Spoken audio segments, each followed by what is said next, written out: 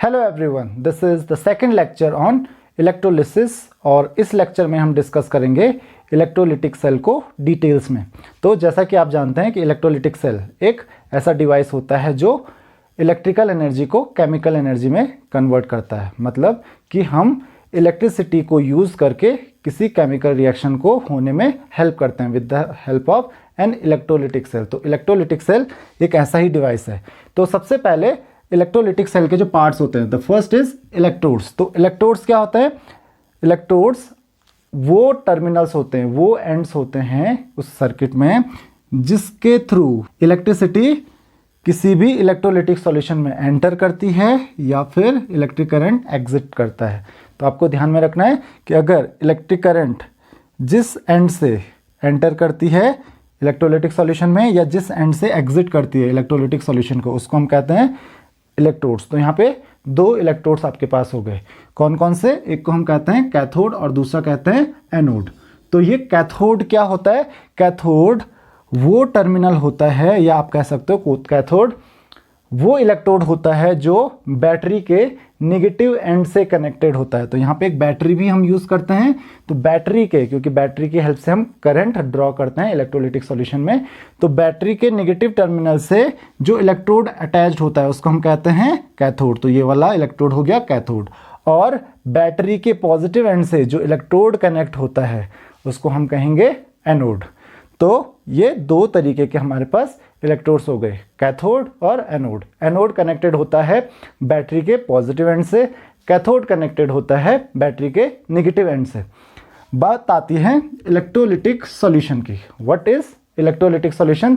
तो आपको ध्यान में रखना है, इलेक्ट्रोलिटिक सॉल्यूशन फॉर्म होता है जब आप किसी भी इलेक्ट्रोलाइट का एक्वस सॉल्यूशन फॉर्म करते हो। एक्वस सॉल्यूशन का मतलब क्या हुआ कि जब आप किसी भी इलेक्ट्रोलाइट को वाटर में डिसॉल्व करते हो, जैसे कॉपर सल्फेट हो गया या फिर HCl हो गया, तो जब आप उसको वाटर में डिसॉल्व करते हो तो आपको मिलता है इलेक्ट्रोलिटिक सॉल्यूशन। तो इलेक्ट्रोलिटिक सॉल्यूशन क्या होता है? जिसमें आपके कैथोड और एनोड दोनों डिप्ड होते हैं और कैथोड और एनोड के थ्रू ही जो इलेक्ट्रिक करंट होता है वो एंटर करता है इलेक्ट्रोलिटिक सॉल्यूशन में या फिर एग्जिट करता है इलेक्ट्रोलिटिक सॉल्यूशन को। तो ये आप पूरा का पूरा सेटअप देख सकते हैं और ये इस पूरे ही सेटअप को हम कहते हैं इलेक्ट्रोलिटिक सेल। तो आप देख सकते हो इलेक्ट्रोलिटिक सेल का जो सेटअप है वो बहुत ही सिंपल है। क्या है? यहाँ पे दो इलेक्ट्रोड्स हैं, एनोड और कैथोड। एनोड कनेक्टेड होता है पॉजिटिव एंड से, कैथोड कनेक्टेड होता है नेगेटिव टर्मिनल से किसी भी बैटरी के।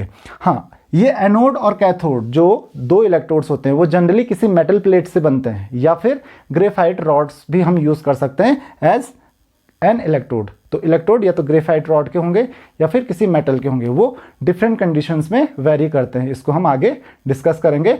अब जो इलेक्ट्रोलिटिक सेल होता है, क्योंकि इसमें आपको पता है कि जो इलेक्ट्रोलाइट होता है वो आयनिक फॉर्म में होता है, तो यहाँ पे पॉजिटिव और नेगेटिव आयंस होंगे।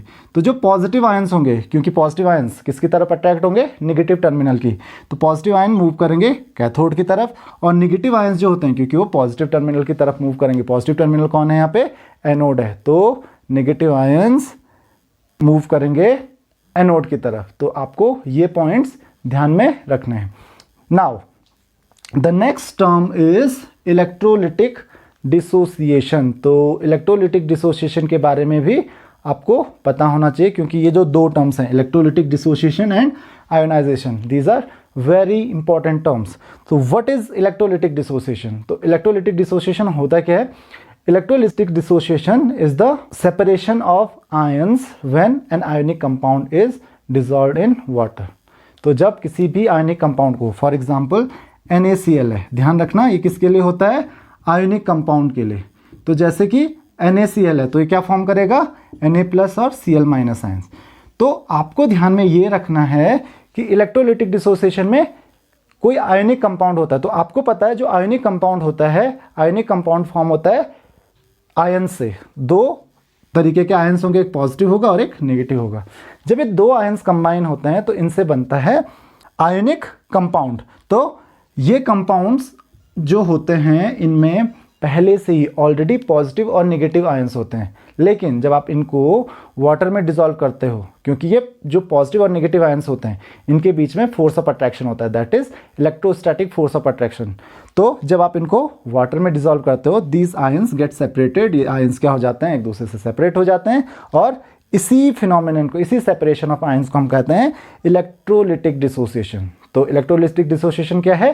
Separation of ions when an ionic compound is dissolved in its aqueous solution. जब आप किसी भी आयनिक कंपाउंड का एक्वस सॉल्यूशन फॉर्म करते हो तो उस समय उसके आयंस सेपरेट होंगे एक दूसरे से, और इसी को आप कहते हो इलेक्ट्रोलिटिक डिसोसिएशन। तो होप ये चीज़ आपको क्लियर हो गई कि ये आयनिक कंपाउंड्स में ही होता है, और यहाँ पे आयंस ऑलरेडी प्रेजेंट होते हैं और वो केवल सेपरेट होते हैं जब आप उसको वाटर में डिसॉल्व करते हो। उससे पहले वो सेपरेट नहीं होते हैं, उससे पहले वो कंबाइंड होते हैं।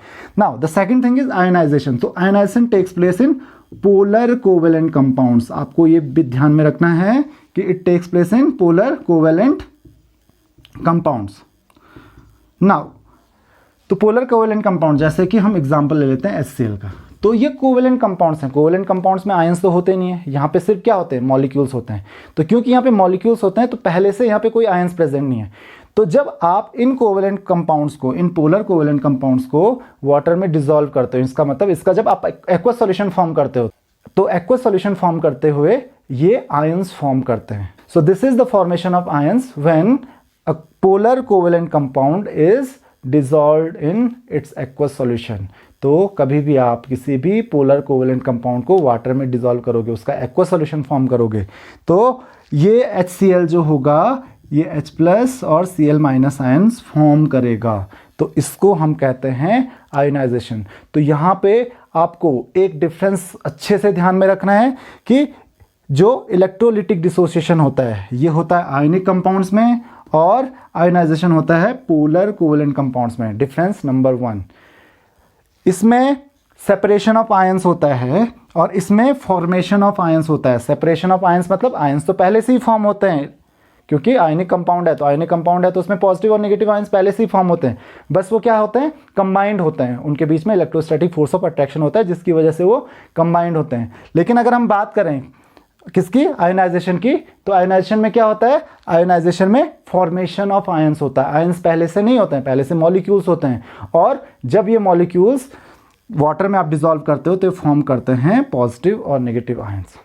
Now the question is how ये जो पॉजिटिव और नेगेटिव आयंस हैं ये वाटर में डिसॉल्व करके क्यों सेपरेट हो जाते हैं एक दूसरे से, और ये जो पोलर कोवेलेंट कंपाउंड्स हैं ये वाटर में डिसॉल्व करके क्यों आयंस फॉर्म करते हैं। पहले से तो आयंस होते नहीं है। तो इस मैकेनिज्म को हम समझते हैं। तो पहले हम मैकेनिज्म समझते हैं इलेक्ट्रोलिटिक डिसोसिएशन का, कि इलेक्ट्रोलिटिक डिसोसिएशन में मैकेनिज्म होता क्या है, कैसे ये आयंस सेपरेट होते हैं एक दूसरे से। तो जैसे हम बात कर रहे हैं NaCl की, तो आपको पता है NaCl में ऑलरेडी 2 आयंस हैं, Na+ और Cl-। अब जो वाटर है, जब आप इसको वाटर में डिसॉल्व करते हो तो आपको पता है वाटर ये इस तरीके से कुछ स्ट्रक्चर होता है वाटर का, और इसमें जो हाइड्रोजन वाला पार्ट होता है ये पार्शियली पॉजिटिव होता है, और ऑक्सीजन वाला जो पार्ट होता है वो पार्शियली नेगेटिव होता है, क्योंकि ये पोलर कोवेलेंट कंपाउंड है। तो आपको मैंने बताया था कि पोलर कोवेलेंट कंपाउंड्स होते क्या हैं। तो क्योंकि ये पोलर कोवेलेंट कंपाउंड है और ऑक्सीजन ज़्यादा इलेक्ट्रोनेगेटिव है, तो इसकी वजह से कोवेलेंट बॉन्ड के जो इलेक्ट्रॉन्स होते हैं शिफ्ट हो जाते हैं ऑक्सीजन की तरफ। तो ऑक्सीजन पे पार्शियली नेगेटिव चार्ज अपीयर हो जाता है। अब अगर ये ऑक्सीजन पे पार्शियली नेगेटिव चार्ज अपीयर हो जाएगा और जब ये NaCl के क्लोज आएगा, तो आपको पता है opposite charges attract each other. तो वाटर में आपको पता है वाटर में तो मॉलिक्यूल्स बहुत ज़्यादा होंगे, और जब आप कोई इलेक्ट्रोलाइट, जैसे NaCl का मैंने एग्जांपल लिया, तो NaCl ऐड करोगे तो बहुत ज़्यादा तो ऐड करोगे नहीं। इसका मतलब NaCl के जो आयंस होंगे वो उतने ज़्यादा तो होंगे नहीं जितने वाटर के मॉलिक्यूल्स होंगे। तो वाटर के मॉलिक्यूल्स क्या करते हैं, Na+ आयन को और Cl- आयंस को सराउंड कर देते हैं। अब ये सराउंड कुछ इस तरीके से करते हैं कि वाटर मॉलिक्यूल्स का बहुत सारे वाटर मॉलिक्यूल्स Na+ आयंस को सराउंड करेंगे और बहुत सारे वाटर मॉलिक्यूल्स Cl- आयंस को भी सराउंड करेंगे। लेकिन वो करेंगे किस तरीके से कि जो इसका नेगेटिव वाला पार्ट, अब वाटर के आपको दिख रहा है 2 एंड्स हो गए, एक तरफ उसका नेगेटिव चार्ज होगा, एक तरफ पॉजिटिव चार्ज होगा। तो मैं वाटर को नेगेटिव और पॉजिटिव इस तरीके से शो कर रहा हूं। तो वाटर का जो नेगेटिव वाला पार्ट होगा वो सोडियम आयन की तरफ होगा और पॉजिटिव वाला दूर होगा। तो ऐसे में बहुत सारे वाटर मॉलिक्यूल इस पे अटैच हो जाएंगे, नेगेटिव इधर पॉजिटिव बाहर, नेगेटिव इधर पॉजिटिव बाहर। तो इस तरीके से बहुत सारे वाटर मॉलिक्यूल सराउंड कर देंगे Na+ आयंस को। और वैसे ही सेम ऐसे ही क्लोराइड आयन को भी, क्लोराइड आयन को कैसे सराउंड करेंगे कि पॉजिटिव वाला जो एंड होगा वाटर मॉलिक्यूल्स का वो क्लोराइड आयन की तरफ होगा, क्योंकि क्लोराइड आयन क्या है, निगेटिवली चार्ज है। तो इसकी तरफ कौन सा वाला चार्ज जाएगा, पॉजिटिवली चार्ज। तो जो पॉजिटिव चार्ज वाला एंड होगा ये जाएगा क्लोराइड आयन की तरफ। तो इस तरीके से ये भी सराउंड हो जाएगा वाटर मॉलिक्यूल से। तो अब जब ये बहुत सारे वाटर मॉलिक्यूल्स से ये सराउंड होंगे तो ये वाटर मॉलिक्यूल्स क्या करेंगे, इन सोडियम आयन को, अब जो पॉजिटिव वाले पार्ट्स हैं ये क्लोराइड आयंस को अपनी तरफ अटैक करेंगे, और जो नेगेटिव वाले पार्ट्स हैं वाटर मॉलिक्यूल्स के, बाकी के कुछ और वाटर मॉलिक्यूल्स होंगे, वो सोडियम आयंस को अपनी तरफ अटैक करेंगे। तो उसकी वजह से क्या होगा कि ये जो NaCl है, NaCl के बीच में एक फोर्स ऑफ अट्रैक्शन था, आपको पता है, that is electrostatic force of attraction. ये धीरे धीरे वीक पड़ने लगेगा as compare to this force. भले ही ये फोर्स वीक है, आपको ध्यान में रखना है, भले ही ये फोर्स वीक है as compare to that of Na+ and Cl- ion. अगर आप Na+ और Cl- आयंस के बीच का इलेक्ट्रोस्टैटिक फोर्स की बात करोगे तो वाटर मॉलिक्यूल और Na+ आयन या वाटर मॉलिक्यूल और Cl- आयंस के कंपैरिजन में काफ़ी ज़्यादा स्ट्रांग होगा। लेकिन क्योंकि बहुत सारे वाटर मॉलिक्यूल्स इसको सराउंड कर रहे हैं, बहुत सारे वाटर मॉलिक्यूल्स इसको सराउंड कर रहे हैं, तो ये क्या करते हैं, इस फोर्स ऑफ अट्रैक्शन को ओवरकम करेंगे। मतलब ये फोर्स ऑफ अट्रैक्शन अब धीरे धीरे धीरे धीरे वीक पड़ने लगेगा। और जब सोडियम आयन और क्लोराइड आयन के बीच का force of attraction, electrostatic force of attraction weak पड़ने लगेगा, उसकी वजह से अब सोडियम और क्लोराइड आयन एक साथ रह नहीं सकते। तो क्या होगा, सोडियम आयन अलग हो जाएगा, बहुत सारे वाटर मॉलिक्यूल्स इसको सराउंड कर लेंगे क्योंकि वाटर मॉलिक्यूल्स की तो वैसे ही कमी नहीं थी, और क्लोराइड आयंस अलग हो जाएंगे क्योंकि ये भी सराउंड हो जाएगा वाटर मॉलिक्यूल से। तो इस तरीके से सोडियम और क्लोराइड आयन जब आप वाटर में डिसॉल्व करते हो तो ये सेपरेट हो जाते हैं एक दूसरे से। अब आपको एक चीज़ और ध्यान में रखनी है, जनरली जो ये आयनिक कंपाउंड्स होते हैं इनको जब आप हीट भी करते हो तो भी इनके पॉजिटिव और नेगेटिव आयंस सेपरेट हो जाते हैं। अब वो कैसे सेपरेट होते हैं, that is because of the thermal energy. Same concept है कि सोडियम और क्लोराइड आयंस के बीच में होता है इलेक्ट्रोस्टैटिक फोर्स ऑफ अट्रैक्शन, लेकिन जब आप सब्सटेंस को हीट करते हो, मैंने सोडियम क्लोराइड को या मैंने किसी भी कंपाउंड को हीट किया, तो सोडियम क्लोराइड को हीट करेंगे तो उसकी वजह से उनकी थर्मल एनर्जी, क्योंकि हीट करने पे एनर्जी मिलती है, और अगर एटम्स को, मॉलिक्यूल्स को या फिर आयंस को एनर्जी मिलती है तो क्या करते हैं, वो मूव करना शुरू करते हैं क्योंकि उनकी काइनेटिक एनर्जी इंक्रीज होती है, जो कि आप उसको हीट की फॉर्म में प्रोवाइड करते हो। तो उनकी काइनेटिक एनर्जी इंक्रीज होने की वजह से वो इधर उधर भागना दौड़ना शुरू कर देंगे, और ये काइनेटिक एनर्जी ओवरकम कर जाती है the electrostatic force of attraction between the positive and negative ion.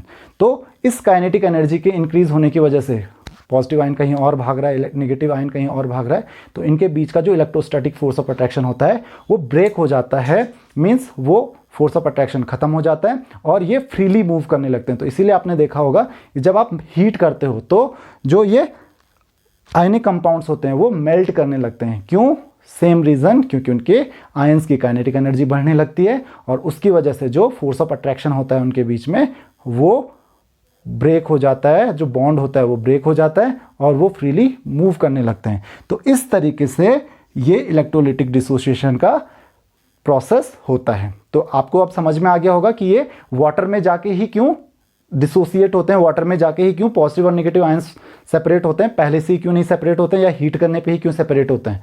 अब बात करते हैं आयनाइजेशन की। तो अगर आपको ये वाला कॉन्सेप्ट समझ में आ गया होगा तो आयनाइजेशन का कॉन्सेप्ट भी सेम ही है। तो आयनाइजेशन में क्या होता है, जैसे कि हमारे पास एक कंपाउंड है HCl, और भी बहुत सारे कंपाउंड्स हैं।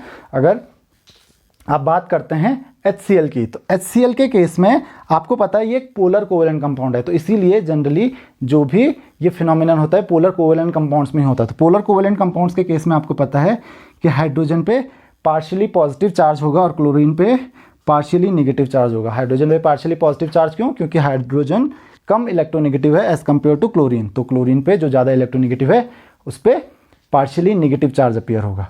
अब हम बात करते हैं इस चीज़ की कि ये पूरा मैकेनिज्म, मतलब ये तो मॉलिक्यूल है, इसमें तो आयंस है नहीं जैसे उसमें थे कि भाई उसमें Na+ आयन था, क्लोराइड आयन था, बस वो सेपरेट हुए हैं। यहाँ पे तो पूरा का पूरा मॉलिक्यूल है, तो ये तो कंबाइंड एक ही चीज़ है। यहाँ पे ये एक इलेक्ट्रॉन पेयर शेयर कर रहे हैं, कौन कौन, हाइड्रोजन और क्लोरीन।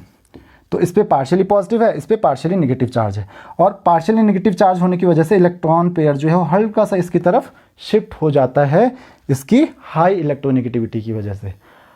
अब जब इसको आप वाटर में डिसॉल्व करते हैं, जनरल कंडीशन तो ये है, जब आप इसको वाटर में डिसॉल्व करते हैं तो सेम यहाँ पे भी वही केस होता है जो NaCl के साथ हुआ था, कि जो इसका पार्शियली पॉजिटिव एंड है उस पे वाटर मॉलिक्यूल का जो नेगेटिव वाला पार्ट होगा वाटर मॉलिक्यूल का, वो उसको सराउंड कर देंगे। तो बहुत सारे वाटर मॉलिक्यूल्स इसको सराउंड कर देंगे, और जो क्लोराइड आयन होगा ये भी सराउंडेड होगा वाटर मॉलिक्यूल के बहुत सारे पार्टिकल्स से।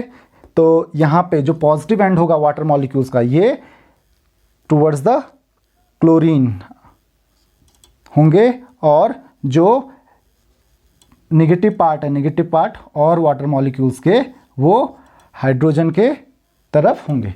तो अब इनकी वजह से ये जो नेगेटिव पार्ट है, ये नेगेटिव पार्ट वाटर मॉलिक्यूल्स के जो बहुत सारे वाटर मॉलिक्यूल्स हैं ये कोशिश करेंगे कि हाइड्रोजन को अपनी तरफ अट्रैक्ट करें, और ये जो बाकी वाटर मॉलिक्यूल्स, कुछ वाटर मॉलिक्यूल्स इसको सराउंड करेंगे। तो इनका जो पॉजिटिव पार्ट है ये कोशिश करेंगे कि क्लोराइड आयन को अपनी तरफ अट्रैक्ट करें।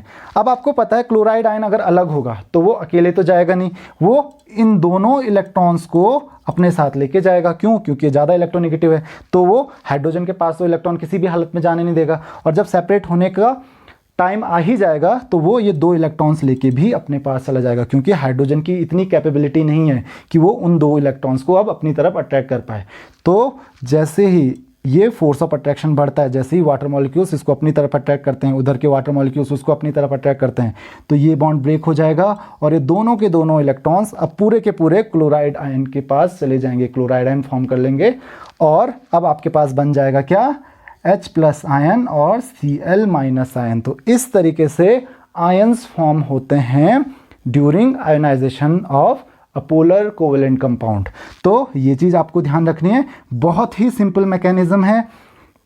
तो इस लेक्चर में इतना ही। अगर आपको किसी भी टॉपिक में कोई भी डाउट्स होते हैं तो आप अपने क्वेश्चंस कमेंट बॉक्स में पूछ सकते हैं। Thank you very much.